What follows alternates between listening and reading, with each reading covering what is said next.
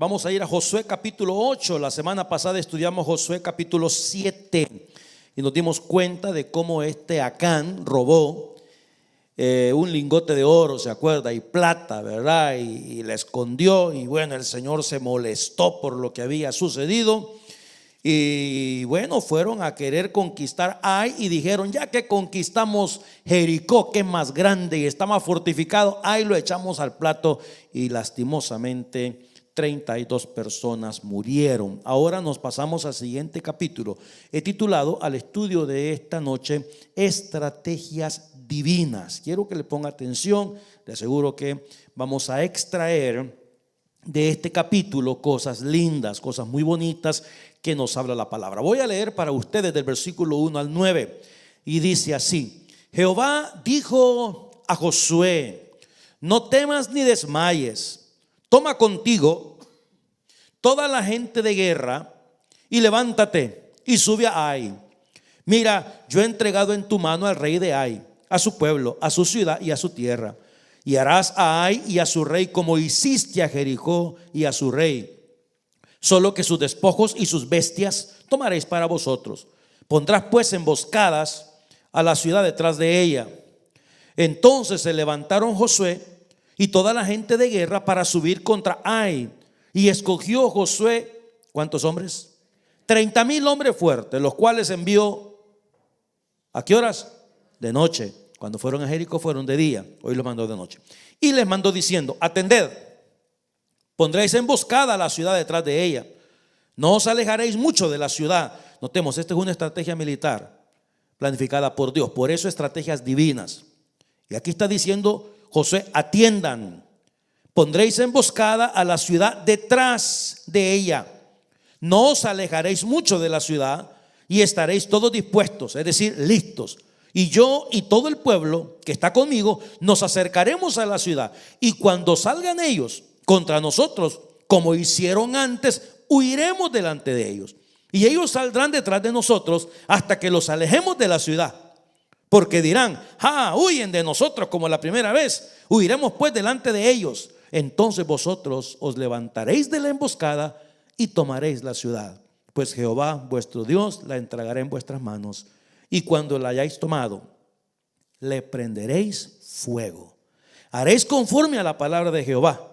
Mirad que los he mandado. Entonces Josué los envió, y ellos se fueron a la emboscada y se pusieron entre Betel y Ai, al occidente de Ai. Y Josué se quedó aquella noche en medio del pueblo. Que Dios bendiga esta palabra. Estrategias divinas. Hermanos, el pueblo de Israel siempre estuvo en guerra.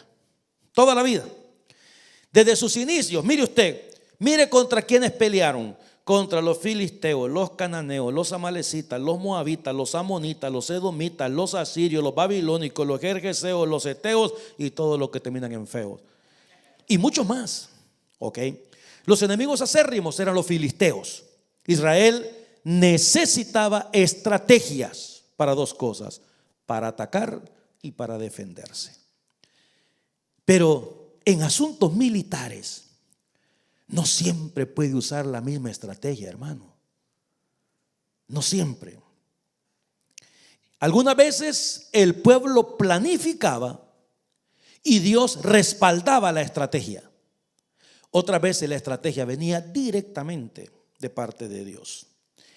Las estrategias planificadas por Dios eran fuera de la lógica militar convencional. Por ejemplo, veamos algunas estrategias que fueron directamente divinas. Fue Dios. Las 10 plagas. Dígame usted. Moisés le dijo: ve, habla con Faraón. Imagínese, dile que le voy a mandar moscas molestísimas. Hermano, ¿a quién se le hubiera ocurrido eso? Solo a Dios, usted. ¿A quién más? Dile que le voy a mandar, quiero ver, ranas.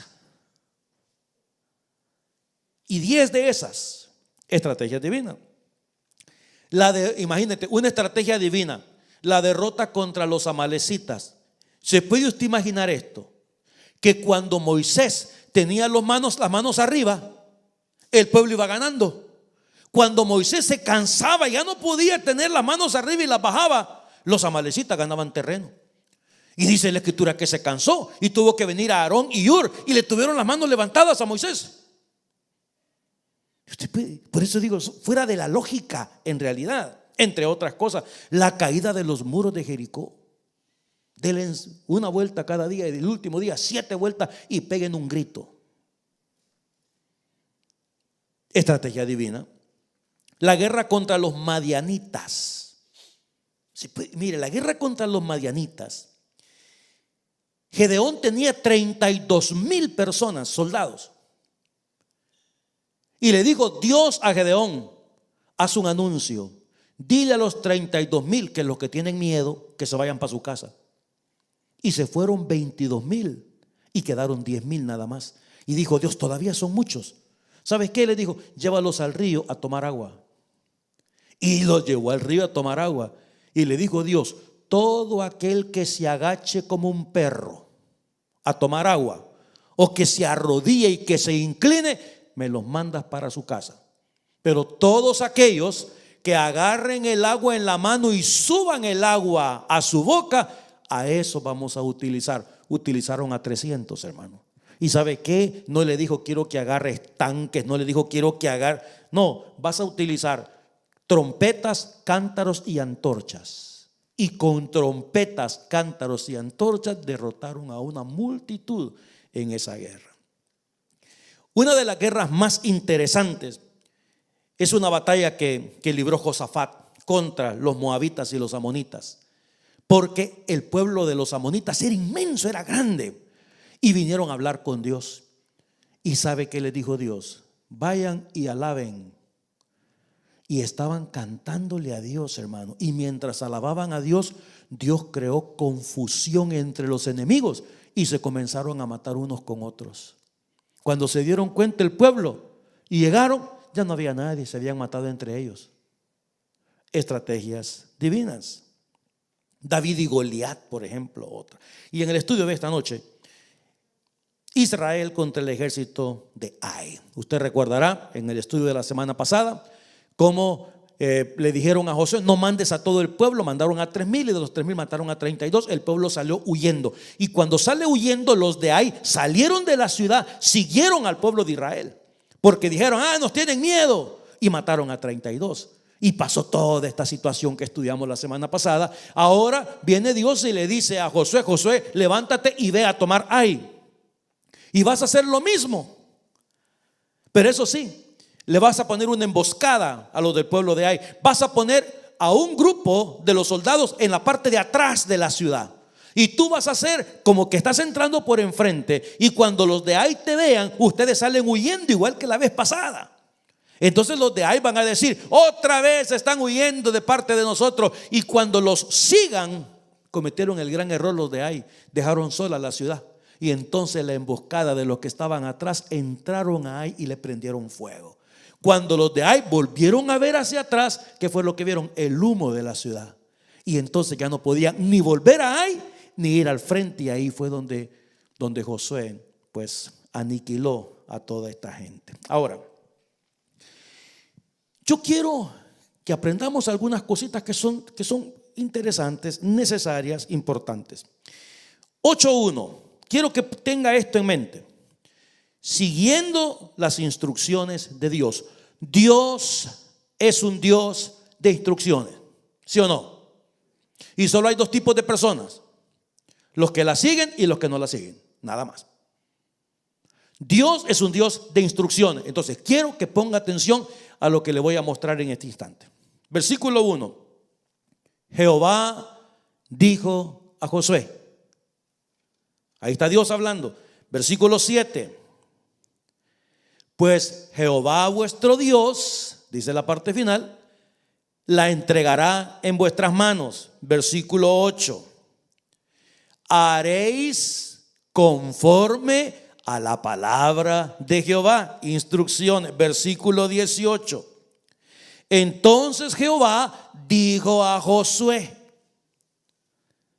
Versículo 18. Entonces Jehová dijo a Josué, versículo 27, conforme a la palabra de Jehová que le había mandado a Josué. Dios es un Dios de instrucciones, amados. La Biblia es nuestro manual de vida. Dios nos habla al corazón. Si usted va a tomar una decisión importante en su vida, como cristianos tenemos que ver las opciones, pedir dirección a Dios. Y si aún así no estamos seguros, hay que buscar consejos con personas sabias. Dicen los que saben de estas cosas de que hay ciertos tipos de personas que, debido a características de su personalidad o a factores emocionales, tienden a recibir consejos. Por ejemplo, yo tengo una lista por acá de unas 5 más o menos. La primera, personas orgullosas o arrogantes. Una persona orgullosa o arrogante difícilmente va a tomar consejo. ¿Por qué? Porque creen saberlo todo. Piensan que no necesitan ayuda. Este tipo de personas. Segundo, personas obstinadas o tercas. Yo he visto cantidad en mi vida. Se aferran a sus propias ideas y rechazan cualquier sugerencia. Me acuerdo que una vez vino un jovencito hace años y me dijo que quería comprar una troca. Me dijo una troca, y la troca le costaba $57,000. Y le digo: papá, si no sabes ni cómo ponerte los zapatos, hombre, ¿cómo vas a creer? Sí, el siguiente domingo me pidió que se podía ir a orar por la troca. Y le dije: voy a orar por vos, papadito. Y no funcionaron ninguna de las cosas, porque personas obstinadas o tercas se aferran a sus propias ideas y rechazan cualquier sugerencia que les contradiga, aunque sepan que podrían estar equivocados. Tercero, personas emocionalmente reactivas, que toman los consejos como una crítica personal y reaccionan de forma defensiva o incluso agresiva. 4, personas con mentalidad cerrada. No están dispuestos a considerar perspectivas diferentes a las propias, ya sea por dogmatismo o falta de apertura intelectual, como por ejemplo el caso de una persona que ya está en una secta, digamos. Una persona que ya está en los testigos de Jehová y ha estado con los testigos de Jehová los últimos 20 años, es por demás, usted no va a sacar a esa persona de ahí porque tienen una mentalidad cerrada. Otra, dicen que una persona que no va a tomar consejo es una mujer enamorada. ¿Será cierto eso? Si no, míreme a mí, dicen las hermanitas ahorita, ¿verdad? O una mujer desesperada. Y eso involucra a un hombre también. ¿Por qué? Porque aceptar consejos requiere humildad, madurez y disposición para aprender. Uno tiene que descubrir qué tipo de persona es usted a la hora de tomar decisiones. Por ejemplo, yo soy una persona que me cuido mucho porque a mí me gustan los riesgos, ¿ve? Los altos riesgos. Y cuando uno toma riesgos muy altos, tiene que tener mucho cuidado, porque puedes perder un montón de cosas, ¿verdad? Entonces, eso se aprende. Sin embargo, quiero mencionarle algo. Yo voy a cumplir 63 años ya. ¿Qué fecha es hoy? 4, menos de un mes. Ok, para los regalitos. ¿Sabe usted que yo jamás en mi vida he jugado en un casino? En mi vida. Yo no sé ni cómo se hace. He visto por televisión, pero no sé ni cómo se hace, ni tampoco me llama la atención para ir a jugar. Yo sé que hay personas que dicen: no, voy a jugar solo $20 nada más, ¿verdad? Yo conozco mejor ni digo, pero bueno, pero que un día dijo: no, yo solamente voy a jugar $20 y perdió 600 en una noche. Y me dice: es que yo no sé qué es lo que tienen esas máquinas, pastor, que uno comienza y no puede parar. Y le dije: la máquina no tiene nada, lo que no tiene es vos o cerebro, pero ni modo, ¿verdad? ¿Qué se va a hacer? Entonces, Dios es un Dios de instrucciones. La pregunta es bien sencilla. Josué, ¿querés vencer, verdad? Por supuesto que sí. Sigan las instrucciones. ¿Quieres llegar a salir adelante? Claro que sí. Sigan las instrucciones. ¿Querés lograr los objetivos? Por supuesto que sí. Sigan las instrucciones. Sígalas. Instrucción. Dios da instrucciones. Esto es lo que vas a hacer. Esto es lo que vas a hacer. Y fíjate, en este caso Josué no se puso a discutir con Dios. Pero Señor, ¿cómo vas a creer? Esta gente nos va a ganar otra vez. Cuando Dios te da instrucciones, hermano, las cosas te van a salir bien, pero hay que seguir las instrucciones divinas. Ahora, quiero hablar primero, deja ver. Hablamos acerca de las estrategias divinas. Ahora, siguiendo instrucciones. En tercer lugar, yo he llamado aquí el beneficio de la enmienda. Es decir, había un problema serio. Alguien había tomado un lingote de oro y había tomado un manto de Babilonia y había tomado plata. Y habían matado a algunos soldados del ejército de Israel. Ahora Dios viene donde Josué y le dice: no temas, Josué, ni desmayes. Las cosas no estaban bien, había alguien que no estaba haciendo las cosas bien. Acán había pecado al tomar lo que no le correspondía. Pero sin embargo el pueblo enmienda. Y cuando el pueblo enmienda, ahora viene la batalla. La bendición de la enmienda. ¿Cuáles son las cosas que tenemos que resolver, hermanos, en nuestra vida? ¿Qué cosas tenemos que resolver en nuestra casa? ¿Qué situaciones hay que poner en orden? Ponga en orden las cosas en su casa. Ponga en lo que sea, cualquier situación. Usted usted dice en su casa: mire, yo pienso que esto no está bien en mi hogar. Yo necesito resolver tal cosa. Póngala en orden. Es que no vamos a avanzar si no ponemos en orden las cosas. Es la bendición de la enmienda. Y Dios se lo dijo claramente a Josué: o resuelves el problema, o, ¿se acuerda? O no vas a poder enfrentar a tus enemigos. ¿Se acuerda de eso? La semana pasada. O resuelves o no lo vas a poder enfrentar. Y hay personas que resuelven una cosa y entran en otra y entran en otra. ¿Qué es lo que tenemos que arreglar en nuestra vida? Piense por un momento. O en nuestro corazón, hermano, esa envidia que nos manejamos, ese orgullo que nos manejamos, lo que sea que hay en el corazón que nos impide que podamos crecer, que podamos avanzar. Hay una gran cantidad de personas que no han resuelto sus inconvenientes. Ponga en orden su vida. Esta semana yo recibí una llamada de una persona que me llamó llorando: y pastor, si yo le contara, y tengo este problema, y tengo este problema, y tengo este problema, y tengo este problema. Y yo le digo a la hermanita linda, le digo: ¿cuántas dificultades tiene usted? Ella ha asistido a nuestra iglesia por un buen tiempo. Ahora le digo: ¿dónde se está congregando usted? No sé, es que no me estoy congregando. Ese es el primer factor que tiene que resolver. Que no se está congregando, hermana. Siempre se sentaba aquí en primera fila, la hermana. Entonces le digo: pero ¿sabe qué? Lo lindo es que siempre podemos comenzar, hombre. Aquí le espero el domingo. No vino.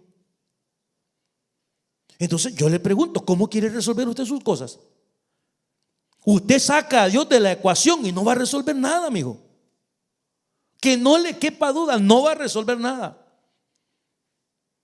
Y se comienza por eso. Se comienza por las cosas del evangelio. Se comienza por el Señor. Resuelva lo que tenga que resolver. Mucha gente hoy en día se quejan de su vida, que su vida es un desastre, pero sus vidas también son un desorden delante de Dios. Ahora fíjate, Dios es un Dios de promesas. Lo que Dios promete lo cumple, pero también usted tiene que cumplir su parte. Dios le había dicho al pueblo de Israel que todo lo que tocara la planta de sus pies sería de ellos. Pero también le pidió al pueblo obediencia, que amaran a Jehová, que no fueran idólatras, que no se olvidaran del día de reposo, entre otras cosas. El pueblo de Dios se olvida bien pronto de los beneficios que Dios hace. Y ojalá y nosotros nunca nos pase eso, hermanos. Que nos olvidemos de lo bueno que Dios ha sido con nosotros. Ahora quiero llamar su atención en algo que llamó mucho mi atención a mí también. En el versículo 8, Josué 8:10, dice: levantándose Josué muy de mañana, pasó revista al pueblo y subió a él. ¿Con quiénes? Con los ancianos de Israel. Yo me pregunté: ¿quiénes son los ancianos de Israel? Porque aparecen siempre al lado del líder. Era Moisés, los ancianos estaban con Moisés. Ahora es Josué, los ancianos del pueblo están con Josué. Entonces, para facilitarle a usted las cosas, ese mismo versículo en la traducción en lenguaje actual nos da la respuesta. A la mañana siguiente, Josué se levantó temprano y reunió a los soldados. Se puso al frente de su ejército junto con ¿quiénes? Con los líderes israelitas, y marchó hasta la ciudad de Ai. Esa no es inteligencia artificial, ¿ok? Sino que en esa versión Ai se escribe de esa manera. AI le dicen en inglés, en realidad. los líderes del pueblo. No conozco una iglesia sin líderes. De hecho, la inmensa mayoría de iglesias que me invitan a predicar el fin de semana me piden que el día sábado dediquemos tiempo al liderazgo de la iglesia. Y usualmente yo le pido al pastor, le digo: hermano, yo quiero que usted me regale unos minutos, ¿verdad? Usualmente llego jueves por la noche. Y el día viernes, porque comienza la actividad el viernes, le digo: en el tiempo del almuerzo me gustaría que nos sentemos. Y yo ya más o menos sé qué botones tocar. Quiero ayudar. Quiero ayudar. Entonces comienzo a hacer preguntas que tienen que ver con el liderazgo. Aquí son ancianos, son diáconos. Y comienzo a preguntar: ¿tienen ustedes esta situación? Ay, pastor, si le contara. ¿Tienen ustedes esta situación? Ay, pastor, si le diga. ¿Tienen ustedes? Entonces me doy cuenta de algo: en todos lados se cuecen las mismas habas. En todos lados. En todos lados suceden los mismos inconvenientes. En todos lados pasan los mismos problemas. En todos lados. Dentro del liderazgo. Yo quiero hablar de la importancia que tiene el liderazgo dentro de una congregación. La importancia. Porque si usted se fija en todo esto, fíjate, hermano, que no solamente eso, en el estudio de la semana pasada lo pasamos por alto. Pero si usted me muestra 7:6 de Josué en la traducción en lenguaje actual, mire usted, después de lo que había sucedido, que habían muerto los 32, mire lo que dice el versículo: Josué y los líderes israelitas se acercaron al cofre de Dios, que está hablando del arca de Dios, rompieron su ropa y se echaron ceniza sobre la cabeza para mostrar su gran tristeza. Luego se inclinaron hasta tocar el suelo con su frente y así permanecieron hasta que anocheció. Me encanta. ¿Por qué? Porque en la versión 60 dice los ancianos, aquí dice los líderes. ¿Qué quiere decir eso? Que los líderes estaban con Josué en las buenas y en las malas. Cuando había que llorar, lloraban con Josué. Cuando habían que rasgar sus vestidos por la tristeza que invadía su corazón, también ellos ponían su frente al piso como diciendo: Señor, ¿por qué nos hiciste eso? Y eso es una cosa linda, hermano, es una cosa maravillosa. Porque te digo, en todos lados hay líderes, en todos lados hay personas que apoyan la obra del Señor. Y yo conozco iglesias y congregaciones donde los líderes han estado ahí por una eternidad. Yo me acuerdo una vez unos líderes de una iglesia, que la iglesia se quedó sin pastor como por 5 o 6 años. No encontraban pastor simplemente. Yo los conocí a ellos. Ya, bueno, buscaron pastor, tenían pastor. El pastor me invitó para ir a una de sus campañas. Fui ahí y platicando con los líderes me dijeron estas palabras: si nosotros estuvimos aquí mientras no teníamos pastor, mientras no teníamos quien nos guiara, ahora que ya tenemos a alguien, con mayor razón estaremos aquí apoyando la obra del Señor. Qué lindo es eso. Qué maravilla apoyar la obra de Dios. Y que el líder se sienta apoyado, el pastor se sienta apoyado por los otros hermanos. Nosotros hemos llegado a un punto ahora como iglesia. Yo le doy gracias a Dios por la vida de los líderes de esta iglesia. Y le doy gracias a Dios también por David, mi hijo, que está al frente de esta situación. Hermano, créame, yo me voy de acá a predicar a otros lugares. Claro, de verdad, estoy pendiente, estoy con mi teléfono abierto. O sea, yo estoy: ¿qué pasó con esto? ¿Qué pasó con lo otro? ¿Cómo estuvo aquí? ¿Cómo estuvo allá? Pregunto a algunos hermanos: ¿qué tal cosa? ¿Qué tal otra? O sea, I know what's going on here, ¿verdad? Yo estoy pendiente. Esa es mi vida, estar pendiente de todo esto. ¿Ve? Pero al mismo tiempo doy gracias a Dios de que yo puedo salir y viajar y bendecir a otra gente. En más de algún lugar me han dicho: pastor, ¿y usted no tiene miedo que le den un golpe de pulpitazo allá en Vancouver? Y que cuando usted llegue le digan: pastor, queremos hablar con usted. Pues fíjese, hermano, ¿verdad? Que ya mucho pelito blanco usted, y quisiéramos a un jovenazo acá, ¿verdad? Como pastor de nuestra congregación. Y yo no me voy a resistir jamás de la vida a una cosa como esa. En absoluto. ¿Me entiende? Pero me lo pregunta y dice: pastor, porque le llamamos, está por aquí, le hablamos, está por allá, le hablamos otra vez y está en otro lado. ¿Y cuándo predica usted en su iglesia? Y le digo, cuando estoy, ¿verdad? Pero digo, la bendición. Y luego también he mencionado en otras oportunidades que las iglesias funcionan por fases, ¿verdad? Por fases, por tiempos. Los líderes que colaboraron allá cuando la iglesia daba inicio, algunos de ellos ya partieron con el Señor, otros lastimosamente están fuera del evangelio, y da tristeza. La verdad que sí, porque te digo, por ejemplo, literalmente le digo a la persona de la familia que me trajeron a mí acá a Vancouver, el hermano no está congregándose. Y estoy hablando que yo tengo 36 años acá y no se congrega, y platicamos y hablamos y nos vemos, y por más que yo le digo, y fue de una gran ayuda para mí, pero mucha ayuda, y no se congrega hoy en día. ¿Y sabe qué es lo peor del caso? Cuando uno puede percibir que no le hace falta a la persona, que ya se acomodó.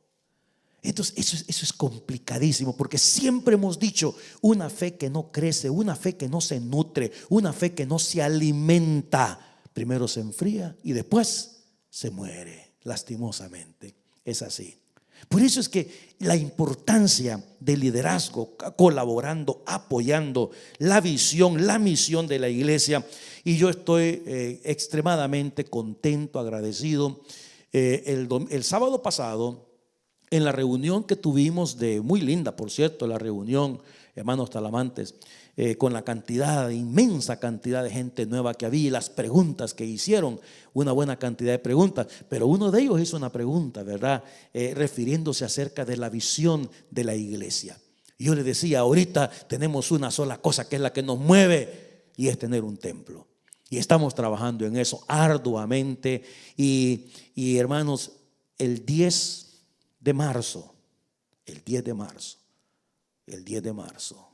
queremos ver un milagro. Mire, esta iglesia es un milagro. Cuando yo hablo de estrategias divinas, esta iglesia es un milagro. Lo que Dios ha hecho en estos casi 5 años ya, en marzo, casi 5 años, es un milagro.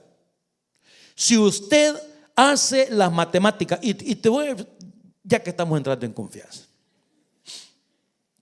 hay un par de familias, créame, que se fueron de la iglesia. ¿Y sabe por qué se fueron? Porque no hicimos lo que ellos querían. Se fueron, y la directiva lo sabe. Es que yo no entiendo por qué esta iglesia no entrega un reporte a la congregación. No entiendo por qué esta iglesia no le dice a la congregación cuál es el budget de la congregación. Tendrían que decirle a la iglesia cuál es el budget. Y le digo, hermanos, lo hicimos. Hace 30 años lo hicimos. Y las reuniones eran sábado. Para comenzar se necesita un quórum. Tienen que haber en aquel entonces 105, 112 personas. Si no tiene 105, no se puede reunir, porque no hay quórum. Y tuvimos que mandar el vehículo de la iglesia a recoger familias para que vinieran, para completar el número. Cuando usted completó el número, ya se le fueron 2 familias. Era un relajo. Y la reunión comenzaba y nos daba la 1 de la mañana, 2 de la mañana del domingo. Y yo tenía que predicar. Todavía tengo presente hermanitos que levantaban la mano a eso de la 1:15 de la mañana, diciendo, pastor, esos $40 del café. Y a la gente así, ¿me entiende? Viendo, no, pues ya era tarde, pues, y café les habíamos estado dando toda la santa noche. ¿Por qué no quitamos esos $40? Ay, hermano, le dijo una señora, ya cállese, ya es muy noche. Momento.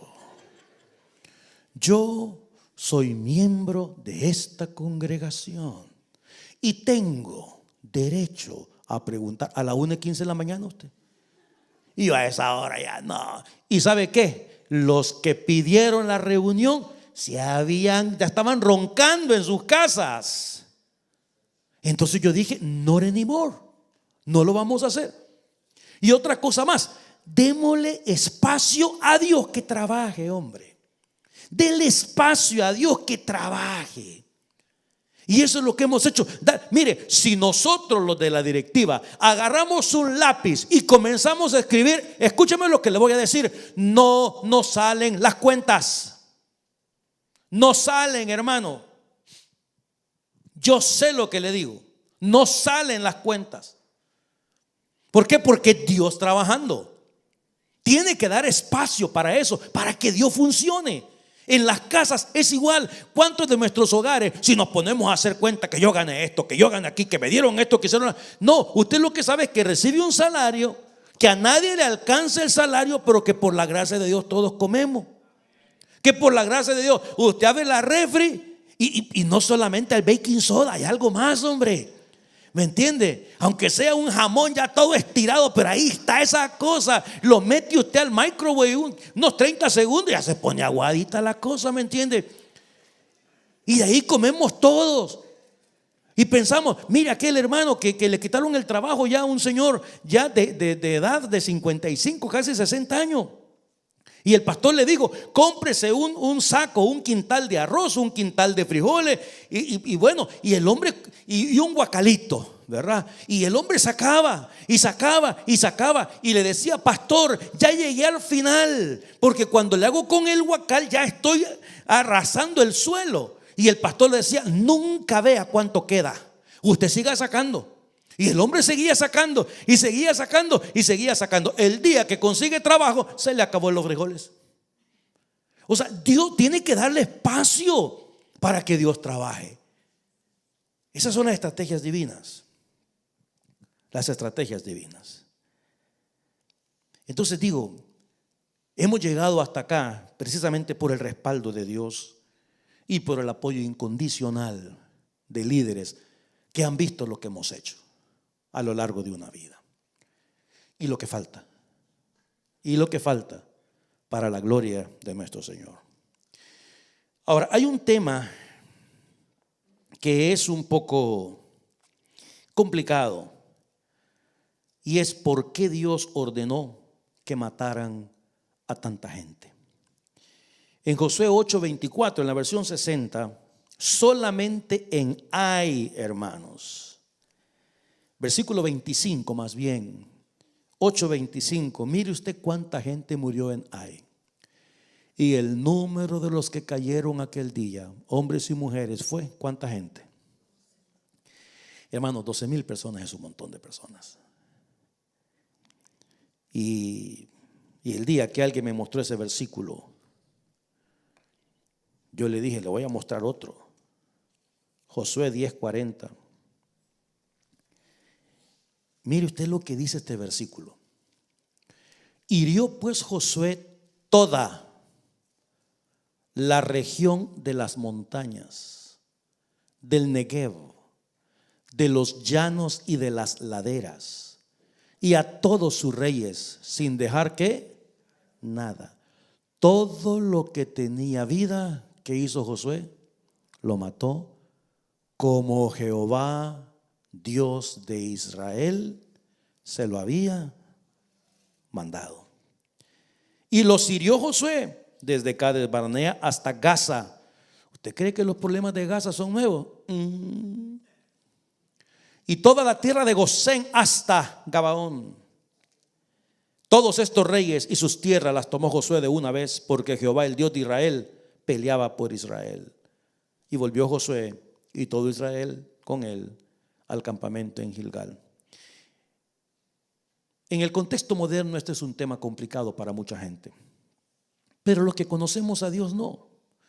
Hace poco me acuerdo que estábamos conversando con un joven de acá de la iglesia que me dice esa pregunta que se hacen en las universidades, pero que es más vieja que Matusalén, que dice que algo así es Dios. ¿Puede Dios crear una roca que no pueda mover? Y le dan vuelta a esa situación en las universidades y cosas. Y le digo, es que hay que conocer a Dios. Cuando estas preguntas vienen de gente inconversa, yo lo entiendo. Pero de parte de un creyente no pueden surgir estas preguntas, porque el que conoce a Dios sabe que Dios es un Dios de orden. Sabe que Dios funciona en base a su esencia. ¿ok? En base a su esencia es como Dios funciona.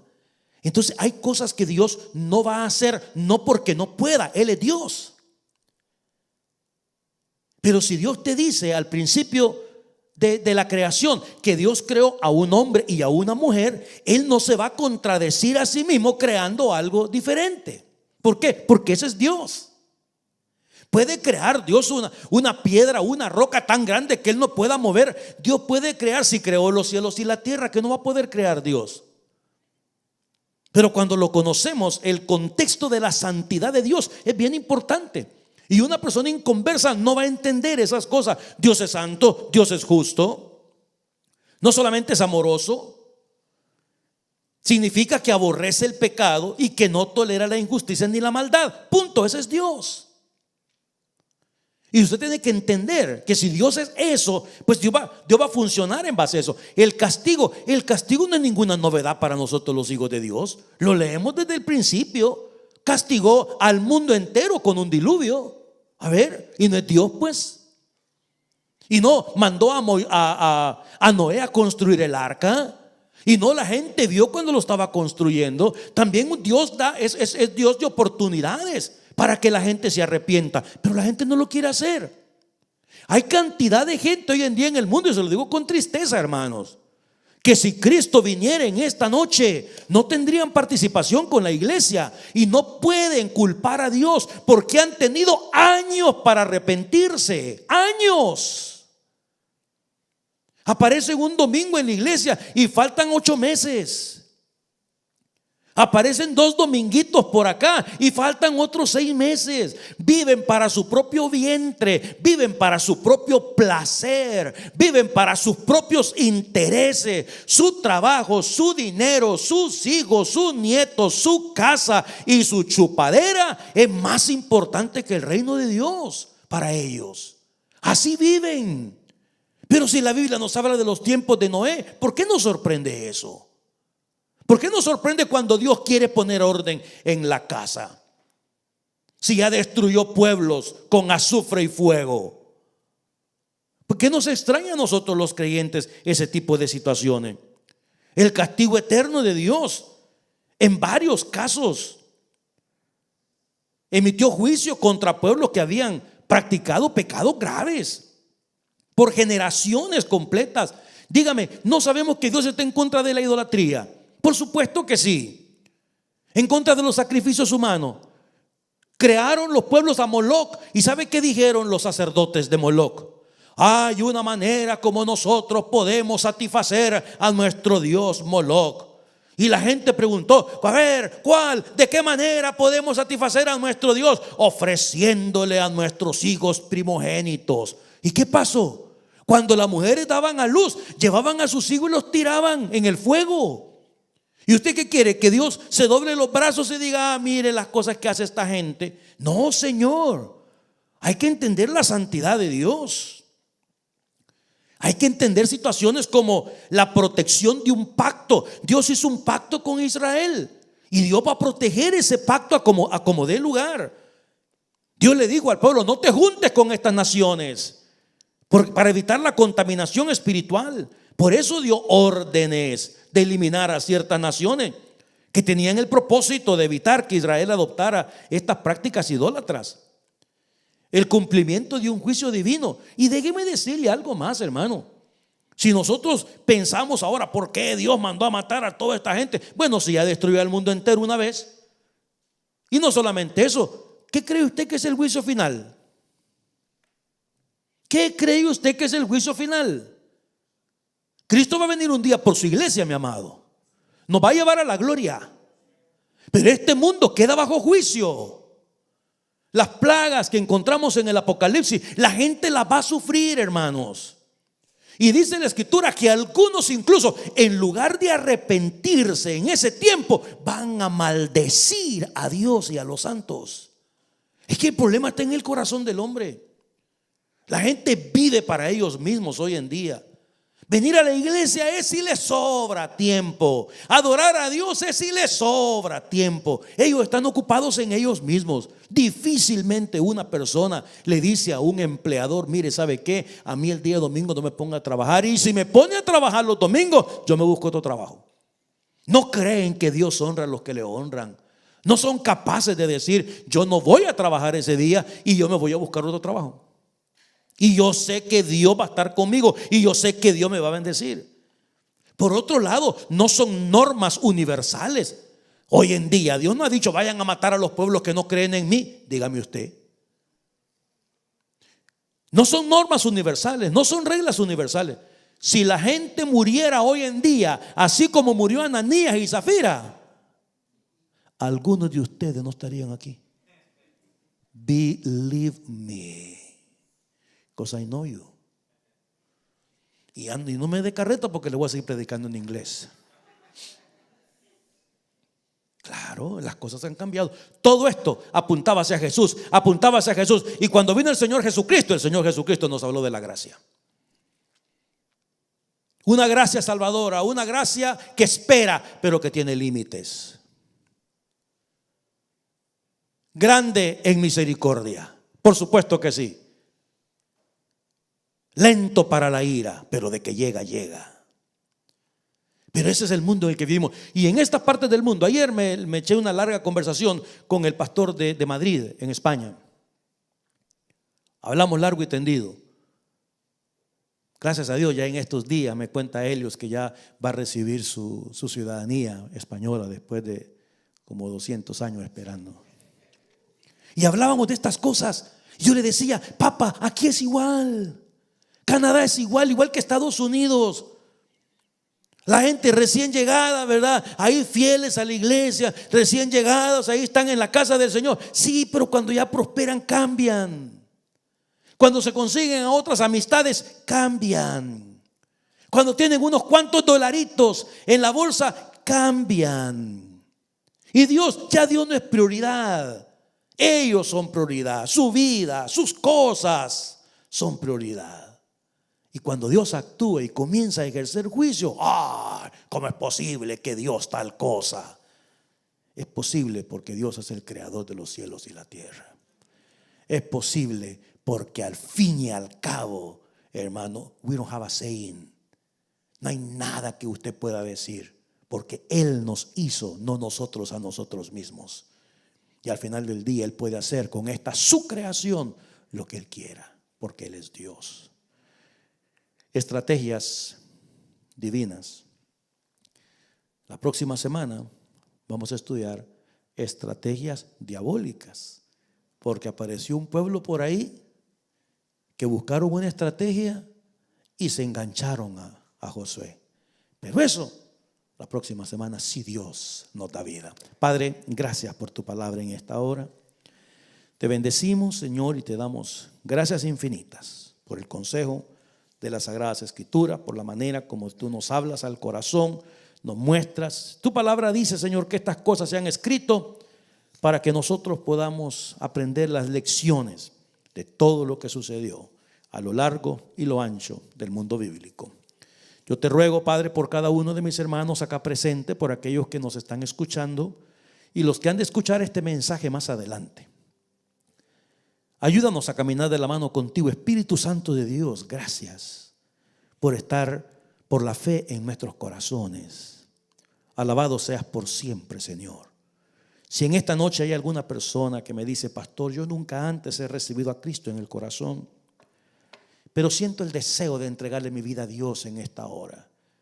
Si usted quiere recibir a Cristo como el Señor, como el Salvador de su alma, ahí donde está, yo le invito para que haga conmigo esta oración. Dígale al Señor: Señor, en este día te pido perdón por mis pecados. Te doy gracias por lo que hiciste en la cruz.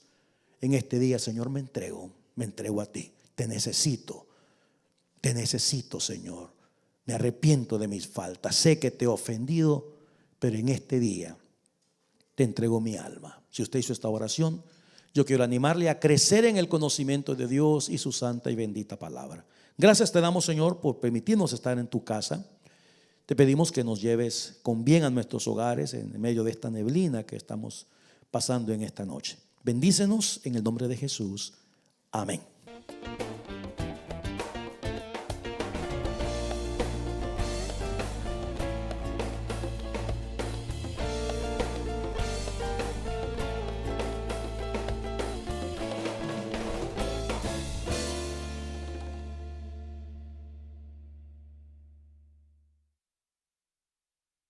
Muchas gracias por ver este video, espero que haya sido de mucha bendición a su vida espiritual. Si le gustó, denos un like, compártalo con otras personas, suscríbase a nuestro canal y para recibir notificación de nuevos sermones, hágale clic a la campanita. Que Dios les bendiga.